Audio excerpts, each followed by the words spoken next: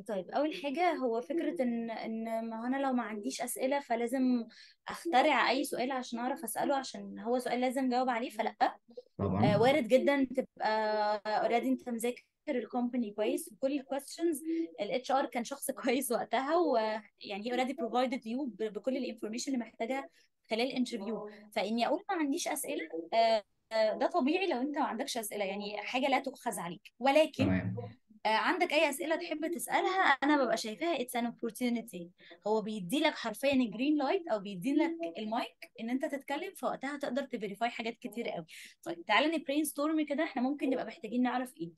اول حاجه انا هبقى محتاجه اعرف الهيراركي، شكل الاورج تشارت في الديبارتمنت اللي انا بقدم عليه. بمعنى انا بقدم دلوقتي كاتش ار سبيشالست، تمام؟ تمام. اعتقد هيفرق معايا اعرف انا بريبورت للاتش ار مانجر which is ان انا كده هتعلم، ولا بريبورت للسي او which is ان السي او ده ما عندوش اي تكنيكال اكسبيرينس في الاتش ار، هيكلمني بزنس.